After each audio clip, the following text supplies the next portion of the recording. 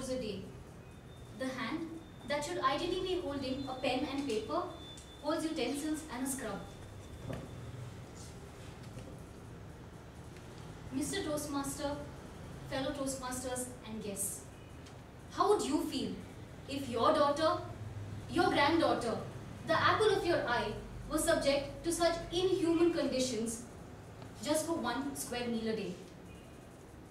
Horrific, isn't it? Well, it's true that 1 out of every 10 children in India lives a life like this.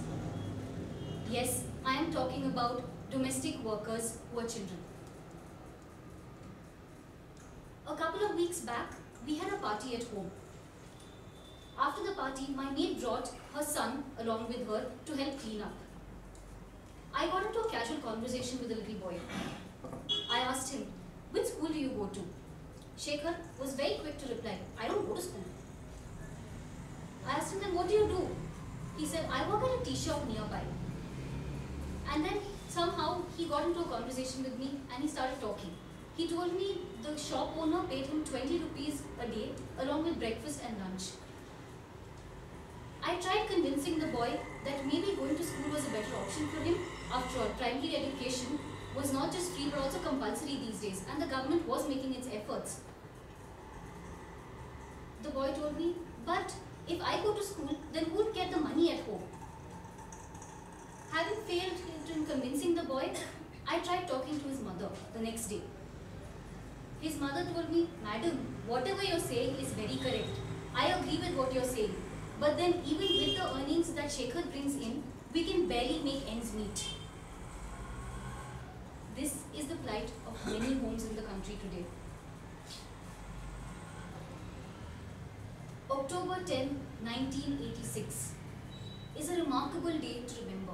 It's the day when the Child Labour Act was amended. The Act was amended such that children who were either in the domestic field or were working in the hospitality field were prohibited from working if they were below the age of 14. Now, despite the efforts made by the government in bringing forth this act, you would find that the Labour Ministry has recorded thousands of cases every single year. Surprised? Shocked? Well, don't be.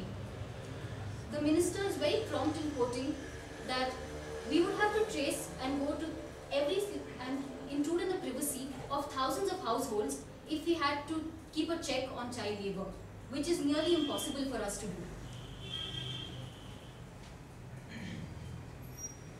If this were the case, what is a way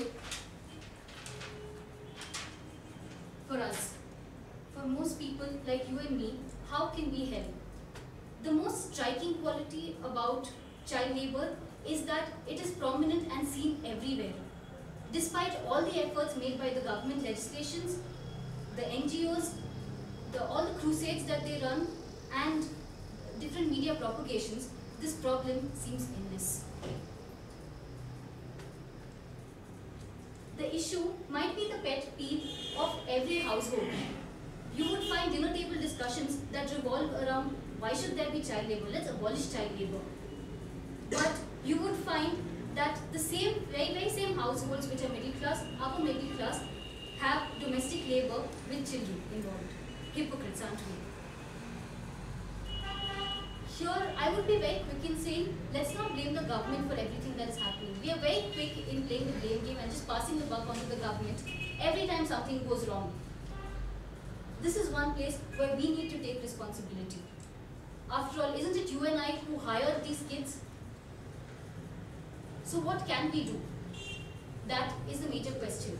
Aren't we the ones who just hire these kids because it suits our convenience? The child is just stuck in the situation where the mother is a construction worker, the father is an alcoholic, or maybe the crop failed that year. And very often, I have seen this out of personal experience, that there are children who are brought in from villages, and then we belong to the age group of 8 or 12.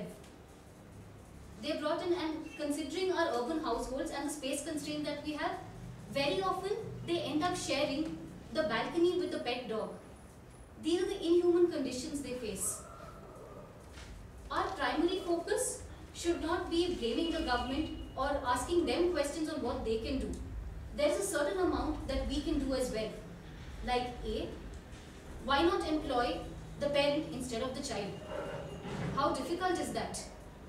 Most of us would argue that we are helping the child out and also providing some kind of financial support by doing so.